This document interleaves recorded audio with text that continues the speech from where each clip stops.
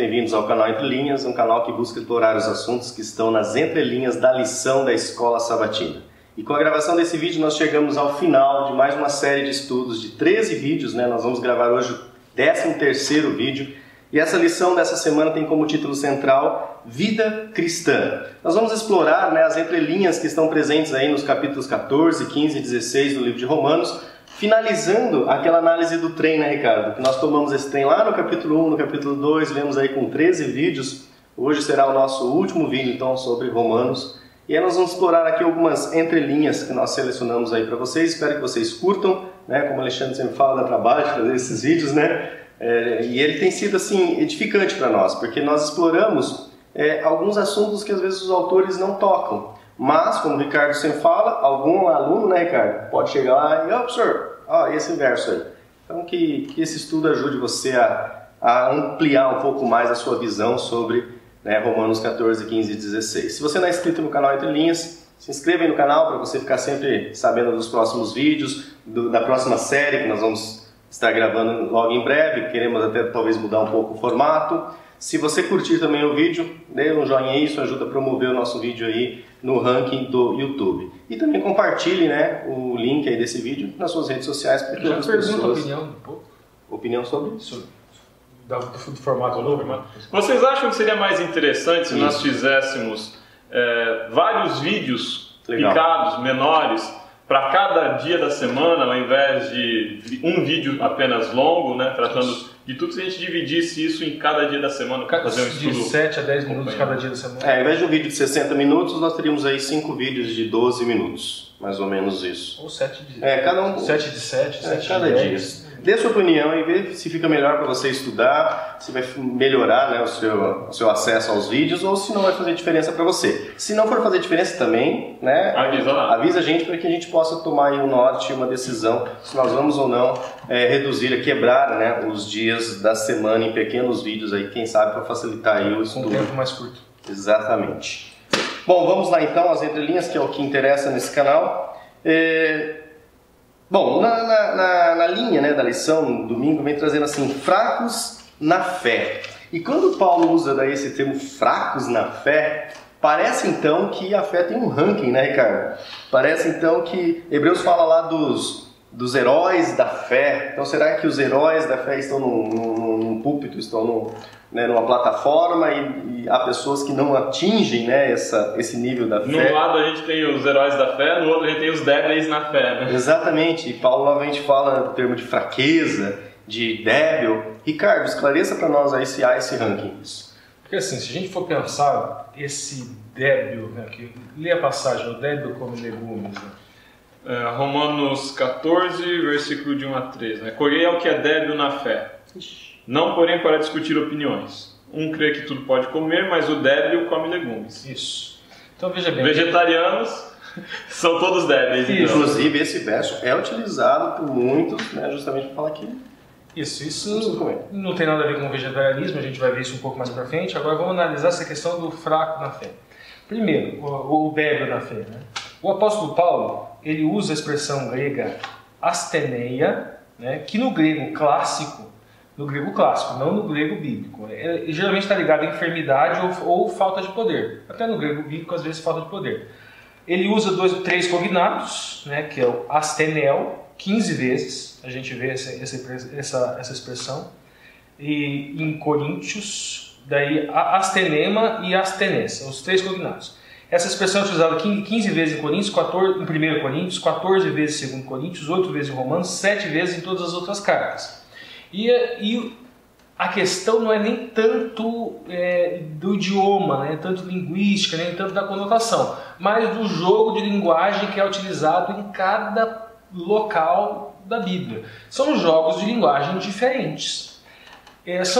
Basicamente são 3 jogos de linguagem. Um primeiro sentido que o apóstolo Paulo usa a expressão dentro do contexto, dentro do jogo de linguagem empregado por ele, por exemplo, em 1 Coríntios 9, 22 e em 1 Coríntios 2, 3. Seria de um ponto de vista antropológico, onde ele fala da limitação do ser humano e da dependência desse ser humano de Deus. Então, o homem possui uma natureza pecaminosa, limitada, e em função disso ele precisa do alto, precisa do eterno. O outro ponto de vista seria cristológico, né? Que a gente tem 2 Coríntios 10, 13 e 1 Coríntios 1, 25, que aqui fala de uma insígnia de honra, ou um canal para o poder divino, que seria a fraqueza, assim, seria mais no sentido assim, a pessoa que é humilde, a pessoa se coloca numa posição de humildade, numa posição de que ela precisa, que ela depende de Deus para todas as coisas, para ter os dons, tudo aquilo, tanto querer como agir, bom, ele deriva de Deus e não de mim, então eu preciso dele. A ideia de que a tua força se aperfeiçoa na minha fraqueza. Exato, e eu preciso de Cristo para isso.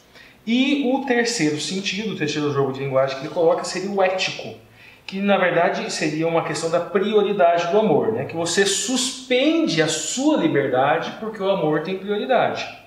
E diante de pessoas sensíveis. Então esses irmãos fracos, na verdade, não seriam fracos porque ele tem uma fé menor do que a minha, porque a pessoa faz aquela associação, a fé do tamanho de um grão de mostarda, ela move montanhas. Então, eu tenho a fé do tamanho de um panetone, então vai mover o mundo. Vai mover o mundo. Né? A intenção não era dizer que tem tamanho para a fé. Né? A intenção, na verdade, era dizer que a fé em Deus eu posso fazer qualquer tipo. Se eu for um instrumento de Deus, Ele faz qualquer coisa através de mim, se eu estiver ligado a Ele minimamente. Agora, essa questão da fraqueza, como eu disse, não tem absolutamente nada a ver com a intensidade menor de fé. São pessoas mais sensíveis a situações, a fatos, a questões, a pontos, até mesmo periféricos que envolvem o Evangelho. Mais melindres, né? Isso. Legal, pessoal. Aí o esclarecimento, mais um ponto de vista de acordo com esses diversos jogos de linguagem que nós observamos em Paulo. Avançando agora, né, para segunda-feira, que traz aqui diante do tribunal de Deus. E esse dia é interessante porque, assim, quando se fala em tribunal, não sei você que está nos assistindo, mas tribunal é você comparecer diante do juiz e você ser julgado diante do juiz. Então, assim, parece que é algo que dá medo, algo que nos faz tremer, nos faz temer. Claro que, né, no tribunal diante de Deus, teme, né, nós devemos tremer, sim, toda honra. Mas a questão é assim, será que o que nos leva para esse tribunal, ou quando nos é levado esse tribunal, nós devemos estar lá com medo, nós devemos estar lá com medo de alguma coisa, porque será que Jesus vai nos cobrar, falar assim, teve uma obra que era para você fazer que você não fez. Será que Ele vai cobrar obras que a gente não fez? Será que vai haver esse tipo de cobrança, Ricardo? Então, mais uma vez, vamos entender isso. As expressões bíblicas, os termos bíblicos, existem construções de jogos de linguagem que muitas vezes o autor constrói de um jeito num livro, constrói de um jeito diferente em outro. Você tem que estudar o livro inteiro, igualzinho a gente fez com Romanos. Você estudar passagens isoladas de Romanos vai dar muito problema, principalmente o apóstolo Paulo. Mas aqui a gente vai recorrer um pouquinho ao idioma e depois um pouco ao contexto. A expressão grega aqui é bema, né, que no caso aqui foi traduzida aqui em Romanos para tribunal, pode ser passo ou pisada, lugar elevado, degrau, assento ou plataforma. Ela é empregada no Novo Testamento mais ou menos umas 12 vezes. Eu não vou falar todas, vou falar só algumas, né? Em Mateus 27, 19, o bematos, né, no tribunal. João 19, 13, no tribunal bematos. Atos 7, 5, nem sequer um espaço de um pé ou uma pisada de um pé, bema, também que é utilizado no sentido de espaço, um local um pouco mais alto. E agora o importante aqui para o nosso raciocínio, Atos 12, 21, onde fala do Herodes e estava assentado no bematos, estava assentado no trono. Então veja bem, o jogo de linguagem do apóstolo Paulo aqui tanto pode significar tribunal como pode significar trono, mas veja bem, continua sendo apenas um jogo de linguagem. Daí a gente vai a Atos 18, 12. Gaio, que era o procônsul da Acaia, Paulo, ele é levado lá pelos judeus, né? E lá utiliza a expressão bema, também tribunal. A Romanos 14, 10, bematos. 2 Coríntios 5, 10, bemato, onde ele usa a expressão aqui, tribunal de Cristo. Um outro jogo de linguagem, que nós não vamos trabalhar ele, porque levaria muito tempo. Mas é apenas um recurso linguístico aqui em Romanos utilizado pelo apóstolo Paulo da seguinte maneira: vocês que julgam outras pessoas, quando vocês estiverem aqui no sentido metafórico, não que haverá propriamente um momento, Mas quando você estiver na presença de Deus, você pode estar na presença de Deus orando. Deus é onisciente, Deus é onipresente. Então, esse estar na presença de Deus não é que vai haver um dia específico. É um recurso linguístico para dizer o seguinte: Deus sabe todas as coisas, Deus sabe se no seu coração essa justiça que você aparenta ter, ela é de verdade ou ela é de mentira. Inclusive, lá em 2 Coríntios 5,12, o apóstolo Paulo usa a expressão gloriar-se na aparência e gloriar-se no coração. A pessoa que se gloria na aparência, obviamente, é aquela pessoa que ela é justa de fachada. Mas Deus, em sua onisciência, sabe o que está no seu coração. Então, o estar na presença de Deus em todo tempo, em qualquer momento, em razão da onisciência, em razão da onipotência, em razão da onipresença divina. É só um recurso de linguagem, um recurso de linguagem mais ou menos assim: tome cuidado, Deus sabe de tudo. Daí a gente tem lá a citação que o apóstolo Paulo faz de Isaías 45, 23, ela é muito interessante. Se a gente for para o Velho Testamento, a gente vai ver que ela é um pouquinho diferente, ela traz algumas informações mais interessantes, que é a citação que o apóstolo Paulo faz de Romanos, aqui. Assim, no Velho Testamento, está mais ou menos assim: por mim mesmo tenho jurado, de minha boca saiu o que é justo, e a minha palavra não tornará atrás. No hebraico a gente pode buscar duas ou até mais visões de interpretações diferentes, uma mais literal e uma escatológica. Escatologicamente a gente pode interpretar isso aqui de tenho jurado que saiu da minha boca. O que saiu da boca? O justo e a palavra. O Messias, ele é trabalhado como a personificação da palavra, ele é o Logos. E o Messias também é o justo, aquele que justifica a todos. Então Isaías 45, 23 também pode ser analisado sob uma visão escatológica.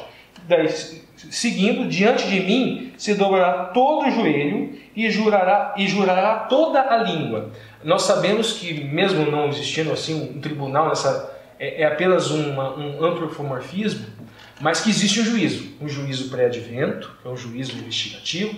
Existe um juízo judicativo que acontecerá no milênio, onde nós vamos entender porque X ou Y não foi salvo, porque fulano foi salvo, ciclano não foi, e um juízo executivo. E nesse juízo executivo acontecerá na Nova Jerusalém, onde Gog e Magog, como falou o Apocalipse, irão atacar a Cidade Santa, mas acontecerá alguma coisa sobrenatural em que todos eles vão entender, né, em um determinado momento, o que eles fizeram de errado, todos eles vão se render, todos os joelhos se dobrará e toda a boca, inclusive o próprio Satanás irá dizer que os desígnios de Yahweh, os desígnios de Deus são perfeitos e verdadeiros.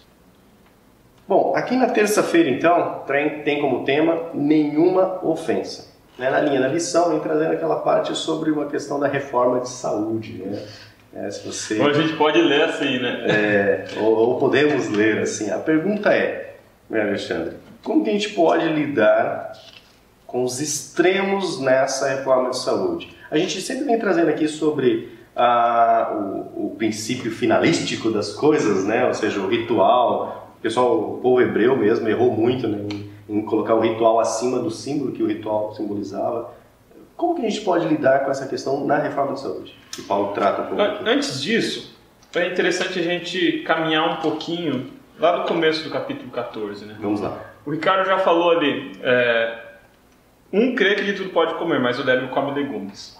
O débil come legumes aqui de forma nenhuma é uma crítica ao vegetarianismo. Vamos entender isso em contexto. Paulo tem uma preocupação aqui que ela já está presente lá no livro, quando a gente fez o estudo de Gálatas. A gente vai encontrar essa mesma preocupação em Atos, quando vai descrever o Concílio de Jerusalém. E qual era essa questão? Nós temos os judeus, e os judeus têm normas de conduta, padrões rígidas estabelecidas. Uma tradição, né? Uma tradição, sim. E de repente agora começam a ter muitos gentios que se convertem ao cristianismo. E a questão é, o que dos costumes judaicos vai permanecer para os gentios que se converteram ao cristianismo? Essa é uma questão que perpassa Romanos, essa é uma questão que perpassa Atos e essa é uma questão que perpassa Gálatas. Na lição passada a gente já falou disso em Gálatas. Acreditamos o irmão de Jesus, Tiago, que era um dos ministros em Jerusalém, presidindo o Conselho de Jerusalém, ele vai chegar à seguinte posição: diga para os gentios que eles devem abster-se de relações sexuais ilícitas, da carne de animais sufocados, do sangue e da carne de animais sacrificados a ídolos. A decisão do Concílio de Jerusalém era: não se come carne de animal sacrificado a ídolo. Paulo, ele prega a mensagem do Concílio de Jerusalém para aqueles aos quais ele vai evangelizar. Mas existe um problema. Quando se chegava num açougue em Roma, você não sabia exatamente qual animal tinha sido sacrificado a ídolo qual não. Você não conhecia a fundo a fé do dono daquele estabelecimento. Sim. Você não sabia 100% de certeza que aquela carne tinha sido sacrificada a ídolo ou não. Então, alguns irmãos mais sensíveis, quando tinham qualquer sombra de dúvida sobre a questão, adotavam a seguinte postura: eu não como carne. Só vou comer carne quando for um lugar 100% confiável. Então, essas pessoas não comem carne. O débil, ou o sensível, ele come legumes. Agora, um outro, ele ia comprar carne e ele ficava com a consciência limpa. Ele acreditava que aquela carne não era sacrificada a ídolos, ele não tinha muita preocupação com essa dúvida nesse momento e ele comia. Porque o próprio Paulo vai dizer que esses ídolos eles não são coisa alguma. E que o comer dessa carne, ela faz mais mal para aquele que está pensando que isso é errado, do que para aquele que está comendo com tranquilidade. Para esse não há acusação, não há pecado. Aonde que se desenvolve essa ideia? É lá no capítulo 14, versículos de 13 até 23. E a posição que Paulo sugere aqui é muito interessante. Em primeiro lugar, que não hajam acusações. Aquele que come, não julgue o que não come. Acho que isso é o mais importante. E o que não come, não julgue ao que come. É importante saber e ter muito claro isso. Aqui não está falando de animais puros ou impuros. Aqui não está falando de se comer o sangue. A preocupação principal aqui é animais sacrificados a ídolos. Porque já era uma cultura judia, então já sabia-se que não se vendia porco, isso já era o básico. A questão era, além disso, detalhes. Além dos animais impuros ou impuros... Você está dizendo assim, num local onde se vendia carne... Como saber se esse animal foi sacrificado a ídolo ou não? Já se pressupõe que não havia carne imunda naquele lugar onde se comprava carne. Então, ou que o cristão não iria comprar essa carne imunda, né? É, porque entre a carne de boi e de porco ele pode escolher. Agora, se foi sacrificado ou não, era uma coisa que ele não tinha como ele saber. Porque ele não batia o olho e não via. Exatamente. Não tinha uma seção de açougue romano, né? Animais sacrificados a ídolos, animais não sacrificados. Não era assim. Então, qual que é a orientação que Paulo dá? Que não haja julgamento. Aquele que está comendo a carne, coma com tranquilidade. Só que ele não precisa ficar acusando o irmão que não come. Falando assim, eu como carne, você não come, você é débil e come legumes. É o ranking da fé lá, né? Que a gente que não tem, né? Vocês têm que estar com um ranking mais alto. Né? E de igual forma, aquele que não comia carne não deveria ficar fazendo cara de fome, olhando e falando assim, olha como eu sou santo e você é pecador. Porque eu não como carne sacrificada aos ídolos, mas você come. Então, que não existisse um espírito de acusação. E mais, o Paulo vai além. O Paulo diz, se um dos lados tem que ceder aqui, é o lado do que come carne. Ou seja, você vai deixar de comer a sua carne? Não. Mas você não vai fazer propaganda dela. Você não vai ficar para o irmão que é sensível nesse ponto, falando assim, olha só como eu comi a carne. Nem sei se era sacrificado a ídolo ou não, mas eu não estou muito... Não, não é nesse sentido. Então, se você tem a questão do comer a carne sem problema, com tranquilidade, lembrando, estamos falando de carne sacrificada a ídolo ou não, coma, mas não faça propaganda disso. Não vai ter um espírito de acusação dentro da igreja. Agora, trazendo para os dias de hoje. A gente não fica falando de carne sacrificada a ídolo. Ninguém está indo em oferenda em encruzilhada pegar as galinhas de encruzilhada para comer. Ninguém está fazendo isso. A questão agora não é carne sacrificada a ídolo. Mas a gente tem um outro ponto, que nós sabemos não é um ponto de salvação, que é a reforma de saúde. E hoje nós temos dentro da igreja, muitas vezes, pontos extremos, que são perigosos, que são problemáticos. Nós temos num extremo pessoas que dizem que a reforma de saúde é bobagem. Nós temos no extremo pessoas que vão estar bebendo bebidas estimulantes e fazendo propaganda de que bebem bebidas estimulantes. Que vão estar comendo carne, comendo churrasco gorduroso inclusive, e fazendo propaganda de que está tudo bem, muito obrigado. Então eu como carne, bebo Coca-Cola e tomo tererê tudo ao mesmo tempo e eu faço propaganda disso. Eu abro um parênteses aqui que é importante acho que trazer. Investiguem no Google qual que é o maior índice de causa de morte atualmente no mundo. Você vai ver lá que no topo do ranking não é o câncer, é doenças cardíacas.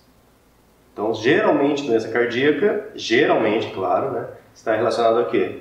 A alimentação. Geralmente a alimentação. A gente vai ter aí alimentação industrializada, a gente vai ter aí produtos químicos, a gente vai ter aí um conjunto de outros aspectos, uma vida urbana, uma vida de estresse. Mas a questão principal aqui é, você come carne? Problema seu. Você não precisa transformar isso num carro de batalha para acusar o seu irmão. Você não tem que ficar esfregando a carne que você come na cara do seu irmão que não come. Agora, o reverso também é verdadeiro. Exato. Que nos nossos dias é mais relevante. Nós temos casos, infelizmente, de pessoas que levam a reforma de saúde para um extremo e começam a pregar a salvação pela soja, porque agora não é mais o glúten, né? Ou a soja é transgênica também, então vai ser salvação pelo quinoa daqui a pouco. Graças a Deus não é pelo glúten. Não é pelo glúten porque pro Ricardo só a perdição pelo glúten, né? O inferno do Ricardo é o lugar onde ele serve glúten para as pessoas pela eternidade. Mas, gente, falando de reforma de saúde, existem pessoas que colocam o evangelho na sombra da alimentação e a gente não pode fazer isso. Existem pessoas que usam a alimentação como tábua de salvação. Existem pessoas que acabam com isso produzindo uma separação entre pessoas que poderiam receber o evangelho e que ao invés de receber o evangelho da salvação pela graça em Cristo Jesus, recebem uma mensagem de reforma de saúde extremada. Vamos tomar cuidado, vamos buscar o meio termo, vamos buscar o equilíbrio. Se você come carne, problema seu. Não crie isso como ponto de acusação contra o seu irmão que é vegetariano, que não come carne ou que se abstém das suas práticas. Agora, se você decidiu levar uma vida saudável, se você decidiu manter uma dieta equilibrada, você acredita que seu corpo é templo do Espírito Santo, você vai viver de acordo com isso? Amém, que bom! Mas você não precisa transformar isso numa pedra de acusação para acertar na cabeça do seu irmão que come carne. A ideia de que Paulo traz aqui é: faça aquilo que a sua consciência disser para você que é o correto. E esteja mais preocupado com a sua relação com Cristo que com a acusação com o próximo. Enquanto a gente está olhando para o próximo, acusando o nosso irmão de comer carne ou de não comer carne, enquanto a gente está trocando farpas entre uns e outros, nós não estamos analisando o próprio caráter e vendo quanto nós necessitamos da graça salvadora de Cristo, do arrependimento e da transformação da nossa conduta. Então, o aspecto principal que eu vejo aqui do capítulo 14, trazendo para nós agora nesse aspecto da alimentação, não é a carne sacrificada a ídolos, mas é entender que ninguém é salvo pela boca. E ninguém se perde aqui, nesse contexto, pela boca. Não é aquilo que a gente come ou deixa de comer que determina a nossa salvação, que determina o nosso acesso a Cristo. Eu já escutei gente falando que por comer carne, nós não podemos ouvir a voz do Espírito Santo. Gente, Ellen White, quando começou o seu ministério profético, não apenas comia carne, como comia porco. Então vamos ter uma noção um pouco mais equilibrada das coisas. Existem textos do Espírito de Profecia em que Ellen White recomenda que não se coma carne. E existem textos do Espírito de Profecia em que Ellen White recomenda que se coma carne e que se coma ovos. Porque existem pessoas que estão anêmicas por causa disso. Exato. Então, levar a reforma de saúde para um extremo desequilibrado, todo extremo é desequilibrado, né? Mas levar a reforma de saúde para o extremo, ela não é saudável. Aí deixa de ser reforma de saúde e passa a ser reforma de salvação. Reforma de salvação é Cristo. No momento que eu acredito que fazer alguma coisa garante a minha salvação, eu estou sendo legalista. Eu estou pregando salvação pelas obras e eu estou caindo da graça. Cuidado com isso. E transformando o vegetal no anticristo. Transformando o vegetal, o repolho é o anticristo. Isso. Mas continuando ainda sobre esse assunto, né, de alimentação, e a questão do vinho, Ricardo, Paulo toca nesse assunto sobre a questão do vinho. E aí? É vinho alcoólico, é vinho não alcoólico? Não, porque o Winus é suco de uva. Ó, gente, vamos lá, pessoal. Vamos ver, e aí? Primeiro a gente vai recorrer ao hebraico e ao grego. E vamos entender uma coisa. Primeiro, sob o ponto de vista químico, sabe? Sob o ponto de vista biológico, se fizessem uma análise em qualquer coisa que era feita naquela época, a gente era colocado em odre. Sabe o que é odre? Odre é pele de carneiro. Eles pegavam as tripas, tiravam tudo do carneiro, viravam ao contrário, colocavam no sol para secar, e era ali que ficava armazenado. Ou em ânforas, né? Aquilo que traduziram para vinho novo e vinho velho. Se fosse fazer uma análise bioquímica lá, tudo tinha algum tipo de fermentação. A gente confunde fermentação com colocar fermento, não é isso. Fermentação é um processo natural que acontece, são as bactérias se alimentando do açúcar. Isso, você acabou de espremer o suco, já começa a acontecer. Você acabou de espremer a fruta, é perigoso até no pé isso já acontece. A não ser que você adicione conservantes ou faça algum processo de pasteurização. Não existia pasteurização de suco de uva no antigo Crescente. Louis Pasteur no Mas acontece o seguinte, essa questão do vinho novo e do vinho velho, assim, a intenção de se preparar o vinho novo não era para que fosse uma bebida que embriagasse. Isso é evidente. O vinho velho, vamos dizer assim, esse já não. Eles sabiam que aquilo era perigoso e então eles não se utilizavam dos processos, os recursos que eles tinham à época. Mas então, quais eram esses recursos que eles tinham à época? Os recursos que eles tinham à época eram alguns rabinos, eles diluíam um pouco, o primeiro processo é a diluição com água. E de acordo com o segmento dele é mais ou menos rigoroso, o que eles faziam? Os mais rigorosos faziam diluição com mais água, outros faziam diluição com menos água. Outros, eles tinham outros processos, eles pegavam sementes, secavam, amassavam com água. Tinham vários processos para tentar conter essa fermentação natural do vinho. Aí a gente vai recorrer agora um pouco ao idioma. Em hebraico a gente tem o yain 140 vezes. Ele pode ser empregado tanto para o vinho novo como para o vinho velho. Esse vinho novo, coisa assim de até 20 dias, vamos dizer assim, 20 e poucos dias, vinho novo. Depois já virava vinho velho, eles já não consideravam mais. Já não servia mais para certas práticas. Estava muito fermentado. Provavelmente o teor alcoólico era bem maior do vinho velho. Mas eles não tinham essa noção de teor alcoólico, eles só sabiam que fazia alguma coisa. Né? Então vamos lá, daí o tirosh tem 38 vezes e geralmente empregado para vinho novo. Vinho novo. Então, yain, uma expressão ambígua, os dois significados. Isso. E aí o shekar, 23 vezes, geralmente empregado também, na maioria das vezes, para bebida forte. Então, vinho velho. O suco já ficou mais tempo lá, a bebida já está mais forte.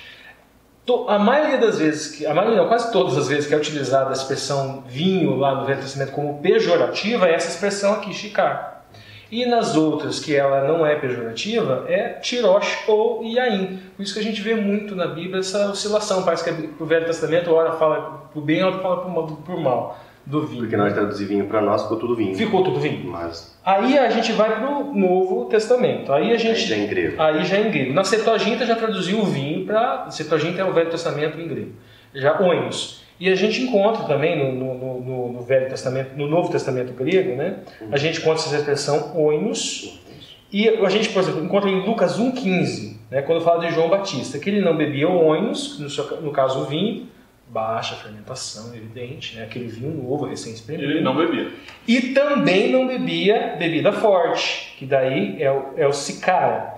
Então é feita também essa distinção. Só que o oinos é uma expressão ambígua. Nesse livro, especificamente, a gente consegue fazer a distinção que está sendo empregada a questão de vinho novo aqui para oinos, porque tem a sequência, que é o sicara, que é só bebida forte.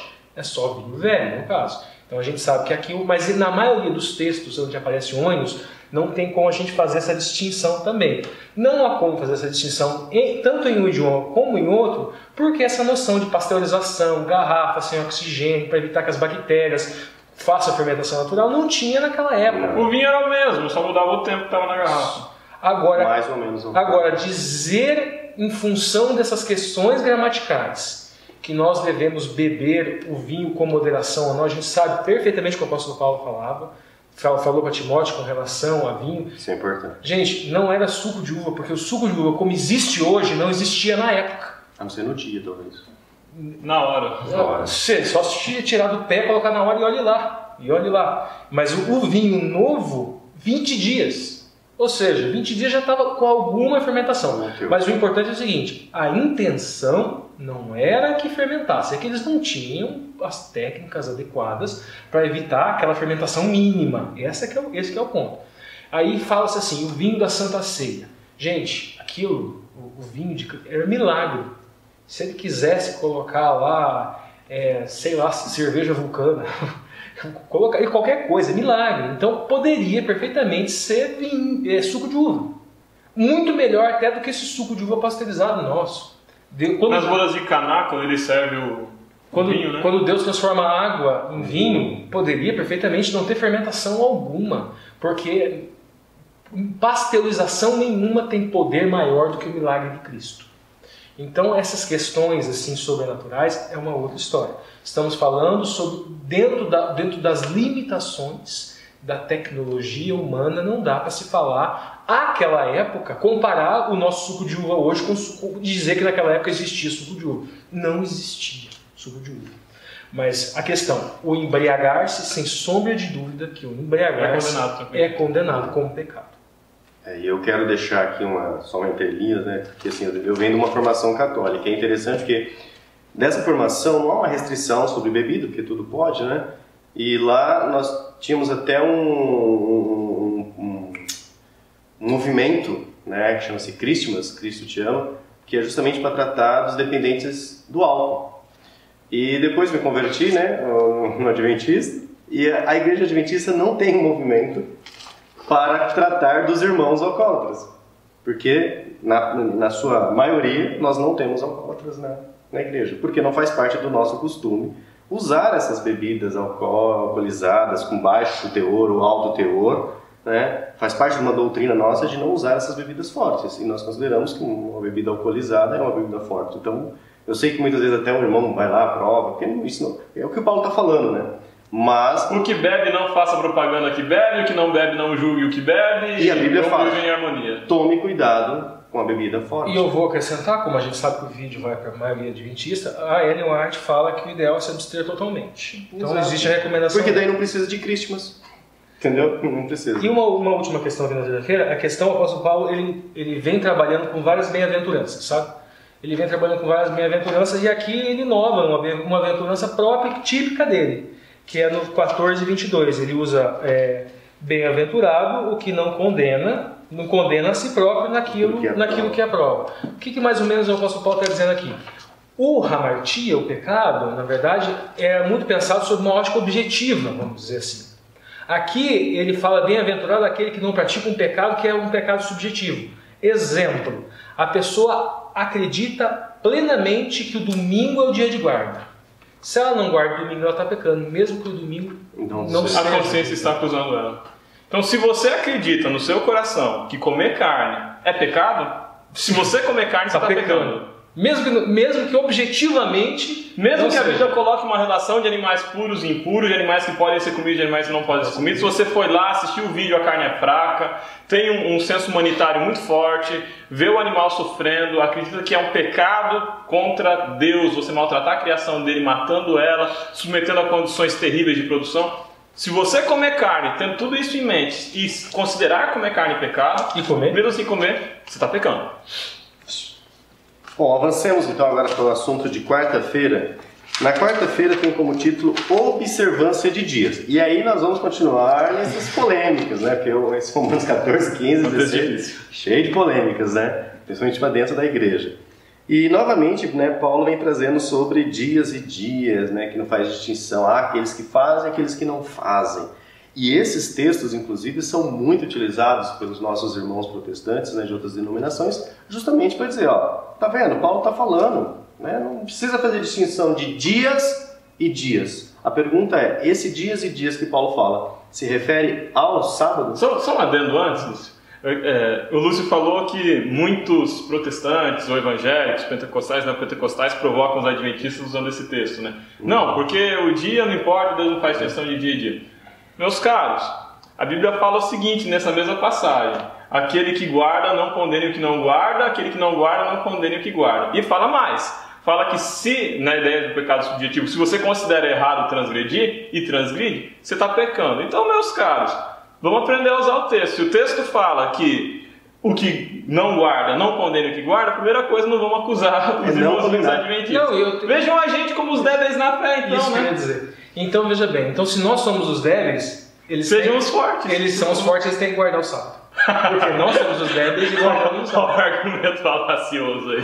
Mas o raciocínio é esse. A linha de raciocínio de Paulo é essa. Então vamos continuar quarta-feira. Quarta-feira é o seguinte, aqui o tema é muito polêmico, né? Aqui, vou explicar primeiro o que é uma paraxá. Uma paraxá em hebraico é uma porção. Todo estudo da Bíblia geralmente é feito em porções. Eu gosto de porções volumosas. Para mim tem que estudar o livro inteiro, do começo ao fim, para entender o jogo de linguagem que é empregado na carta. Naquela carta do começo ao fim. Foi o que nós fizemos com Romanos, foi fantástico, muito útil. Quando você vai buscar uma porção de outro livro, tem que tomar muito cuidado, porque às vezes o jogo de linguagem do outro livro é diferente, tá? Então, mas às vezes isso é feito de forma arbitrária, traz muito problema. Eu vou compor a paraxá com Colossenses 2, 16 e 17, que diz assim: ninguém vos julgues pelo comer, pelo beber, ou por dias de festas, lua nova ou sábados, que são sombras de coisas futuras, que o corpo é Cristo. Aí a questão, temos dentro da Igreja Adventista, temos um comentário tradicional, que eu simpatizo mais. E tem um comentário mais revolucionário, do Samuele Barchiotti, que é italiano, que fez o PhD na Universidade Gregoriana, nós damos uma pesquisadinha sobre ele, e o Wilson Paroski. Para explicar melhor isso, nós temos 3 pessoas aqui, tá? Então vamos lá. Eu serei aqui ano, o Lúcio mês, o Alexandre dia. E aqui em Colossenses fala o quê? Festas. Então o que o Barchiotti e o Paroski falam? Festas fica aqui. Ano. Festas anuais. Isso. Lua nova fica aqui, Lúcio. Semana. E sábados. Mensais, né? Isso, mês. Lua nova, mês. Isso. E daí aqui. Dias. E daí aqui, dias, no caso, sábado. Então, sábado, Alexandre. Festa, lua nova e sábado. Eles entendem o quê? Que quando está falando em festa, está falando das festas. Aqui em mim estariam o quê? Todas as festas cerimoniais. O Yom Kippur, por exemplo. Tudo que é festa cerimonial estaria aqui. E daí aqui as festas da lua nova e aqui o 7º dia. Então eles falam que tudo isso seriam sombras e que ao estudar Colossenses 2,16 o apóstolo Paulo estaria dizendo que nada disso salva. É um raciocínio tranquilo, perfeito. Só que ninguém é salvo por guardar o sábado. Isso é verdade. Só que se a gente pega Colossenses 2,16 para compor uma paraxá para explicar lá, não responde satisfatoriamente sob um ponto de vista. Eu ainda nem concordo com esse ponto de vista em relação a Colossenses. Aí vamos lá. O tradicional. O tradicional é o seguinte: Kennedy e Ronald Dupré. O Kennedy fala que esse é um paralelismo invertido aqui em Colossenses. Que aqui festas é ano, daí aqui mês, e daí aqui voltaria a ano, porque veja, está sábados no plural. Então não seria propriamente, seria o equivalente ao Shabaot.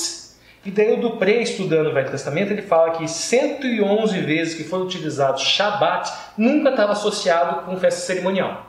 Shabat, no caso, sábado. 7º dia. Sábado, né? Singular, o 7º dia da semana. E ele, estudando o grego, ele identifica marcadores linguísticos específicos, porque no grego tem a expressão sabatá, que no caso seria o plural, e sabaton. E no caso aqui de Colossenses, o grego, como não faz essa distinção, mais ou menos muito bem arrumado como é feito no hebraico, ele fala que, na verdade, no grego existem marcadores linguísticos específicos que identificam quando era dia das semanas, e esses marcadores linguísticos não estão identificados aqui em Colossenses. Portanto, se referiria aos sábados cerimoniais, não ao sábado então, aqui ano, festa, aqui lua nova e aqui sábados anuais. Seria ano de novo, seria festa cerimonial de novo. Tá? Isso é o Ronald Dupré, isso daqui também é... O que inclui, inclusive, o ano sabático, né, Ricardo? Tudo. O Shabaot, né? Tem o Shabat seria o 7º dia, todos os outros seriam Shabaots. Aí eu vou me posicionar e a princípio, eu aderi em gênero, número e grau do Pre Euclidia, a princípio. Mas depois, estudando mais o Marchiotti, eu não aderi a eles, mas eu tive uma visão própria. Ajudou a ampliar um pouco. Isso, porque os dois dizem o seguinte, que essa sequência tripla é encontrada em Isaías 1:13. E por isso que deve ser dessa maneira. O Marchiotti e o Parossi dizem isso. Só que eu fui em Isaías 1:13, lá começa com Lua Nova. Lua Nova, sábados e convocações. Lua Nova seria aqui mês. Então não é a mesma sequência. A gente não pode pegar aquele padrão de Isaías e trazer aqui para dizer que os sábados lá não dá, porque não é o mesmo padrão. Aí eu fui em Ezequiel 45:17, que é um outro exemplo que eles dão que é igual. Também não dá, porque ali dá festa, daí está igual. Festas, Lua Nova, sábado. Só que está falando de tudo o que se comemorava. Inclusive o sétimo dia. Inclusive o sétimo dia. Então também não dá. Porque a gente não tem certeza que Colossenses está falando de tudo. Aqui, daí Oséias 2:11 foi o que me veio à luz. Utiliza a expressão Veshabatá, que possui uma raiz shav, que significa retorno. E existe um sábado mesmo, um sábado específico, mas é um sábado não que se chama Shabbat Teshuvah, que é entre a festa do Rosh Hashanah e o Yom Kippur, mas ele acontece apenas uma vez por ano. Então acredito eu que em Colossenses estaria se referindo ao Shabbat Teshuvah. Então teríamos aqui festas, teríamos aqui Lua Nova e aqui Shabbat, mas um Shabbat no plural para identificar o Shabbat Teshuvah, que é o Shabbat da renovação. Agora, quando a gente vai para Romanos, onde fala de dias em dias, distinção entre aqueles que fazem distinção de dias e dias, não faria menção de nenhum deles. Eu não faço essa conexão como a maioria faz. Eu entendo que como o texto está falando de comida, está falando de alimento. Está falando da carne, dos legumes e dos vegetais. Isso. Um pouquinho antes. Quando começa a falar em dias e dias, existe uma tradição judaica que o jejum, alguns praticaram, ele deveria ser praticado em dias em que os seus antepassados passaram por algum tipo de sofrimento. Então veja bem, dias de jejum, a gente tem o 3 de Tishrei, que é mais ou menos setembro, outubro, que é um jejum Gedalia, daí 10 de Tevet, que seria mais ou menos por volta de dezembro, foi onde teve o cerco de Jerusalém, jejuava em função do jejum, hoje em função do sofrimento. A gente tem 17 de Tammuz, seria mais ou menos junho, que foi onde a quebra da muralha de Jericó, do segundo templo.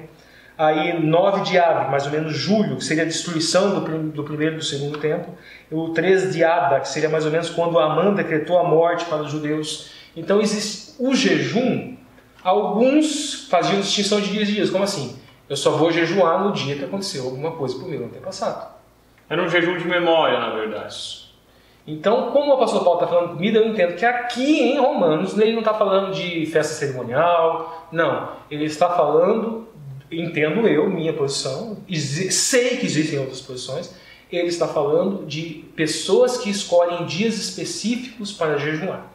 E criticam outras que não escolhem dias específicos para jejuar. Então, mas assim, o que come nesse dia não julgue o que não come, e o que não come nesse dia não julgue o que come. O que respeita o calendário do jejum judaico, ele respeita aquele que não segue esse calendário para jejum judaico. Legal, hein, pessoal? Vale o joinha aí, de novo. Pessoal, avançando agora para quinta-feira, o último dia da semana, o último tema, né, na verdade, palavras finais. E a pergunta que eu trago aqui para o Alexandre é assim, agora que acaba Romanos, agora que Paulo escreve a carta aos Romanos, quais são os planos de Paulo agora após isso? Nós vimos, né, porque até nas discussões anteriores nós vimos sobre as viagens de Paulo, né, os trimestres anteriores, e nós vimos que ele tinha até uma intenção de voltar, mas ele não conseguiu voltar. E os planos que ele tinha para ele fracassaram, falharam. Quais eram? Vamos entender isso lá em Romanos 15, 22 a 29. Vou até pedir licença para ler. Diz assim: essa foi a razão porque também muitas vezes me senti impedido de visitá-los. Mas agora, não tendo já campo de atividade nessas regiões e desejando muito visitá-los, penso em fazê-lo quando em viagem para a Espanha. Então, onde Paulo estava, né? Paulo estava saindo da Grécia, passando pela Macedônia, e ele ia voltar para Jerusalém. Ele já tinha evangelizado toda a região da Ásia Menor, tinha evangelizado a região da Galácia, a região da Grécia, a região da Macedônia, toda a região onde hoje é a Turquia ele tinha evangelizado. E agora ele viu que ali não tinha mais campo missionário. E ele queria ir para regiões que ainda não conheciam o Messias. E ele falou, Roma já tem gente que conhece, então agora eu vou para a Espanha, que era o extremo ocidental do Império Romano, né? E aí ele segue dizendo assim, mas agora estou de parte... verso 24. Penso em fazê-lo, ou seja, ele pensa em passar em Roma quando ele estiver fazendo uma escala na viagem para a Espanha. Pois espero que de passagem estarei convosco, e que para lá seja por vós encaminhado, ou seja, ele ganharia ajuda dos romanos para ir para a Espanha. Depois de haver primeiro desfrutado um pouco de vossa companhia. Mas agora estou de partida para Jerusalém, a serviço dos santos, porque aprovo em Macedônia e Acaia levantaram uma coleta em benefício dos pobres entre os santos que viviam em Jerusalém. Como esse homem trabalhava. Isso lhes pareceu bem, e mesmo lhes são devedores, porque se os gentios têm sido participantes dos valores espirituais dos judeus, devem também servi-los com bens materiais. Tendo, pois, concluído isso e havendo-lhes consignado esse fruto, passando por vós, irei à Espanha, e bem sei que ao visitar-vos irei na plenitude da bênção de Cristo. Então Paulo tinha planos, Paulo tinha projetos missionários, Paulo não estava fazendo plano para a vida dele. Paulo estava fazendo planos para se dedicar para a obra de Deus, ele estava levando donativos para salvar, né, para apoiar, resgatar os judeus de Jerusalém, os cristãos de Jerusalém que estavam sofrendo necessidade. E depois que ele levasse esses donativos para lá, a ideia dele era passar por Roma e depois seguir para a Espanha para seguir pregando, seguir evangelizando. Verso 30. Rogo-vos, pois, irmãos, por nosso Senhor Jesus Cristo e também pelo amor do Espírito, que luteis juntamente comigo nas orações a Deus, a meu favor. Paulo sabia o perigo que ele estava correndo. Para que eu me veja livre dos rebeldes que vivem na Judéia, e que este meu serviço em Jerusalém seja bem aceito pelos santos, a fim de que ao visitar-vos pela vontade de Deus, chegue à vossa presença com alegria, e possa recrear-me convosco. E o Deus da paz seja com todos vós. Amém. Então Paulo tinha planos. Paulo queria ir para Jerusalém, levar os donativos, passar por Roma, pregar para os romanos, pegar mais apoio material e seguir para a Espanha. Esse era o plano de Paulo. Às vezes a gente faz planos na nossa vida, a gente faz planos profissionais, a gente faz planos missionários, mas às vezes os nossos planos não se concretizam com os planos de Deus também. Paulo chega em Jerusalém e nós sabemos o que acontece. Ele é preso.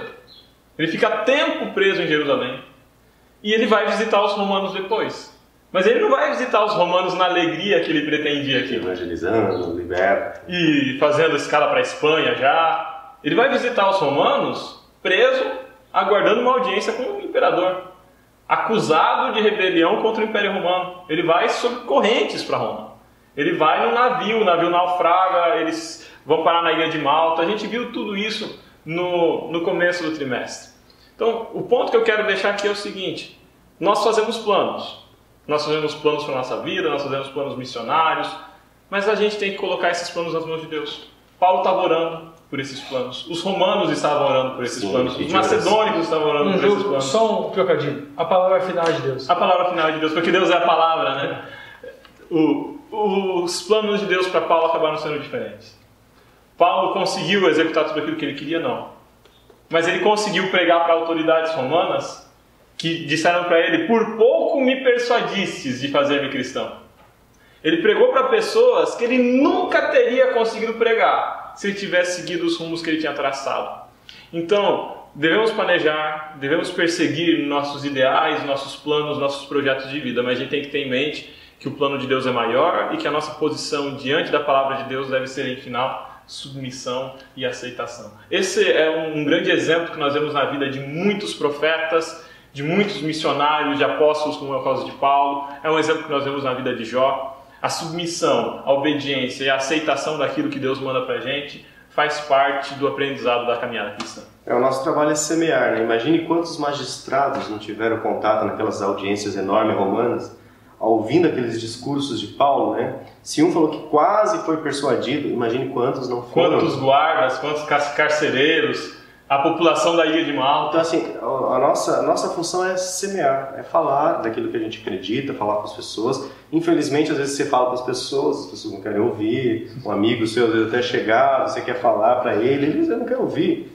né? E é o nosso papel falar, não é por causa disso que a gente vai discriminar ou vai repreender a pessoa, é falar daquilo que nós acreditamos e principalmente viver, porque só falar não é suficiente, né?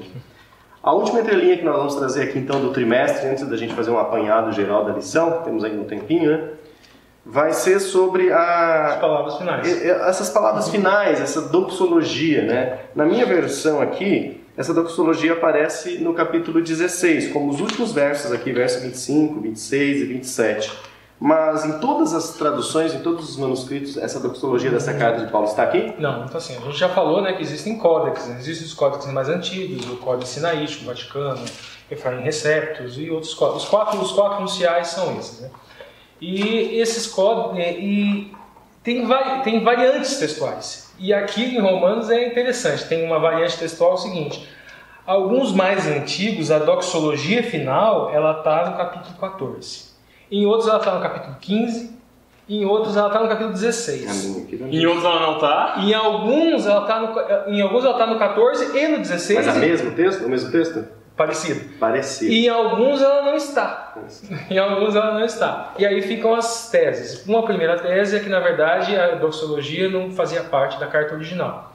Uma outra é que o apóstolo Paulo teria feito 2 cartas aos romanos com 2 doxologias diferentes em posições diferentes. Então existe. Seria um adendo do escriba, de repente. Isso. E então as teorias são variáveis. Agora a questão da doxologia aqui é que ela realmente tem uma estrutura de doxologia diferente de uma anterior lá que nós falamos, que as pessoas inventam que é uma doxologia para sustentar que o apóstolo Paulo não está falando de trindade. Falamos em vídeos anteriores que o apóstolo Paulo não está falando de uma natureza divina de Deus, então eles falam que é uma doxologia, colocam uma vírgula onde não tinha, aonde talvez não tivesse a vírgula, para negar a natureza divina. Não, aqui é a doxologia mesmo, muito bonita, diga-se de passagem. Pessoal, agora que nós temos aqui nos minutos, ainda tem uns 10 minutinhos aí para completar o tradicional, 60 minutos de vídeo, para não liberar você mais cedo, né? A gente precisa agora, na verdade, fazer um apanhado geral. Pegar o trem no começo da estação e até o final agora. Exatamente. Vamos lá, pegar o primeiro vagão, vamos subir no primeiro vagão. Eu quero essa Bíblia. Empresta a sua mesmo, porque eu não vou lá pegar a minha. Vamos lá, Romanos 1. A gente tem lá, vamos pegar o trem do começo. Vamos começando enquanto o Ricardo acha ali. Romanos 1 e Romanos 2, Paulo desenvolve a ideia da universalidade do pecado. Ele conclui essa ideia lá em Romanos capítulo 3. A ideia de que, primeiro, os gentios são todos pecadores e são entregues a reprováveis sentimentos. Todos os gentios são pecadores. E aí, em seguida, o pau que bate em Chico, bate em Francisco também. Os judeus são igualmente, se não mais, pecadores. Porque além de cometer as mesmas práticas dos gentios, eles acusam os gentios pelo seu pecado. Então eles são pecadores por acusar e são pecadores pelas suas práticas. Universalidade do pecado. A gente pode vamos pegar alguns conceitos que estão aqui no 1, 2 e 3. Primeiro, a questão Rumash é a Torá escrita. É o texto, papel, letra, coisa e tal. Torá é conteúdo. Aqui o apóstolo Paulo, no 1, ele fala o quê? Que o gentil tem uma Torá, tem o conteúdo da Torá na natureza. Por isso ele é indesculpável. O judeu tem o conteúdo na Torá em papel e pedra, também indesculpável. No 3, ele traz a solução. Todos são pecadores, mas aí vem no 4, ele vai trazer a solução e dá o exemplo de Abraão. A solução é você deposita fé e você recebe justiça. Com a justiça, obviamente, que você não tem. Um aspecto importante ainda, sempre que Paulo fala lei, ele está se referindo aqui à Torá. É um sentido amplo, né? Isso. Ele não faz menção direta aos 10 mandamentos. Isso, ele está sempre numa a gente tem aqui Torá, onde está escrito nomos, ele estava se referindo à Torá.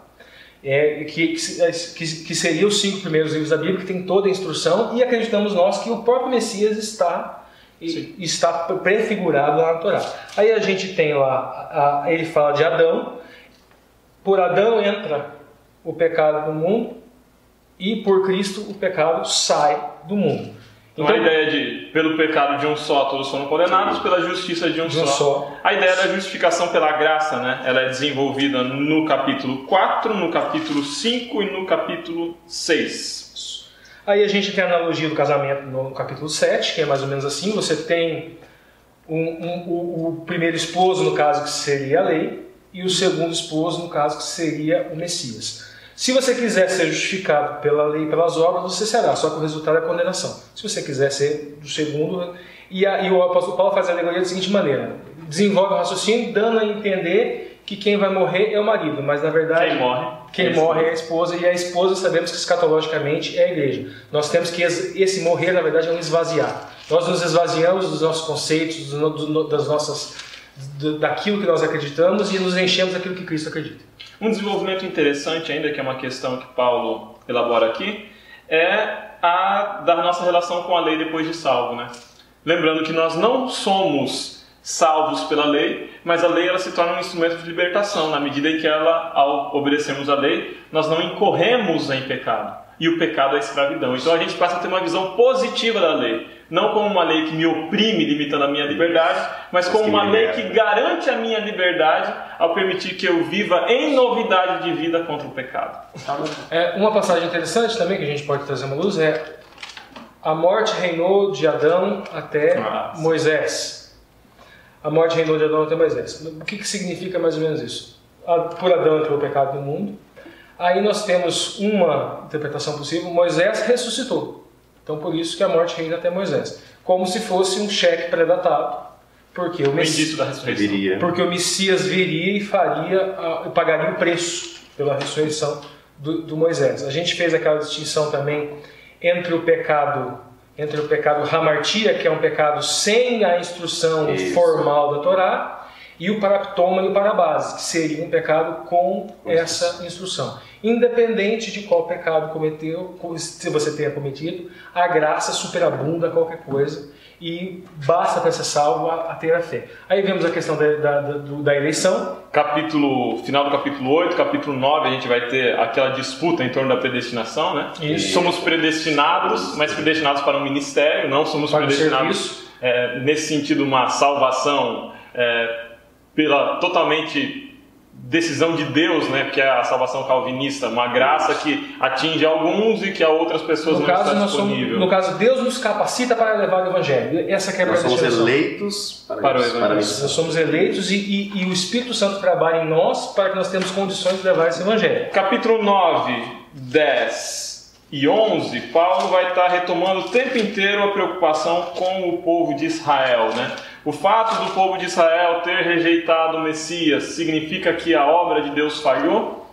E a gente viu que de forma nenhuma. Na verdade, a obra de Deus ela se concretiza na semente de Abraão, que não é o povo de Israel inteiro, mas era uma semente profética que apontava para o Messias. Então, o herdeiro de Abraão, prefigurado lá em Isaac, prefigurado em Moisés, prefigurado no Cordeiro no deserto, ele se manifesta em fato em Cristo Jesus, que morre em favor dos nossos pecados. E aí nós temos um Israel que não é mais um Israel herança de Abraão genética, mas um Israel espiritual, que envolve o remanescente dos judeus que permanecem fiéis agora aceitando o Messias e dos gentios que são enxertados nessa videira. E por fim, vou fazer um resumozinho da soteriologia de Abraão, né, o caminho da salvação, que está no apóstolo Paulo, da seguinte maneira: nós temos a Rumash, que é a letra. A letra não salva, não adianta você andar pela rua com isso daqui na mão, isso aqui não vai te salvar. Posso amarrar na testa, que nem os judeus fazem? Pode amarrar em qualquer lugar, isso aqui não vai te salvar. Isso aqui é só papel, é só letra.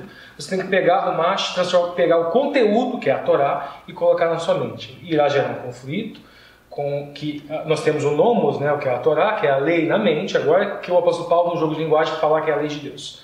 Aí ele vai entrar em conflito com aquilo que ele chama de a lei da carne. E você não consegue cooperar.